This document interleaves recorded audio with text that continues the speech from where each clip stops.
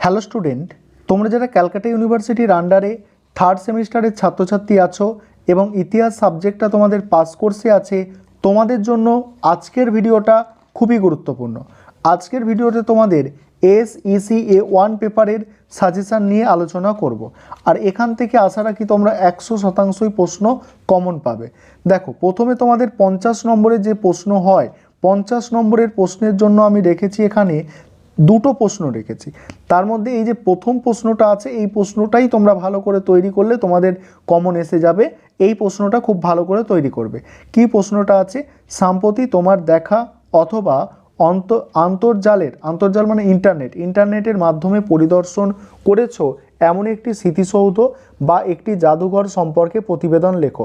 আবারও বলছি, এই যে প্রশ্নটা আছে এটা তোমরা ভালো করে তৈরি করবে। এটা কিন্তু 50 নম্বরের তোমাদের কিন্তু পরীক্ষায় আসবে।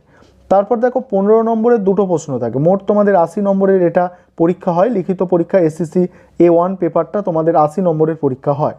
আর যারা 50 নম্বরে আরেকটা প্রশ্ন দেখতে চাইছো, তোমরা ওই হাজারদুয়ারি প্রাসাদ সংগ্রহশালার ওপরে, মুর্শিদাবাদের যে হাজারদুয়ারি আছে সেই সংগ্রহশালার ওপরে একটা প্রতিবেদন আর কি তোমরা রেডি করবে 50 নম্বরের। আর এগুলো কিন্তু 1000 শব্দের মধ্যে তোমাদের তৈরি করতে হবে। এবারে 15 নম্বরের জন্য যেসব প্রশ্নগুলো করবে সেগুলো তো আলোচনা করব। তার আগে যে বিষয়টা তোমাদের বলার আছে, যে তোমাদের জন্য কিন্তু স্টাডি মেটেরিয়াল রেডি করা হয়েছে। তোমরা যদি কেউ স্টাডি মেটেরিয়াল পারচেস করতে চাও, অর্থাৎ কিনতে চাও, তোমরা এই নম্বরে যোগাযোগ করতে পারো। 9123 তারপর হচ্ছে 5252 আর 18। 2টা একটু ভালো করে লিখে দিচ্ছি, দেখো 5218। এই নম্বরে তোমরা যোগাযোগ করে স্টাডি মেটেরিয়াল পারচেস করতে পারো, অর্থাৎ কিনতে পারো। স্টাডি মেটেরিয়ালের প্রাইস অর্থাৎ দাম রাখা হয়েছে 400 টাকা। যাদের প্রয়োজন আছে তোমরা সংগ্রহ করতে পারো পিডিএফটা, স্টাডি মেটেরিয়ালের পিডিএফটা।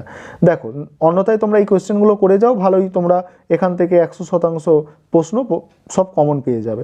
দেখো, এবারে 15 নম্বরের জন্য যেগুলো করতে হবে, প্রথম প্রশ্ন, ভারতের শিল্প ও স্থাপত্যের উল্লেখ করে ঐতিহ্য শব্দটি ব্যাখ্যা করো।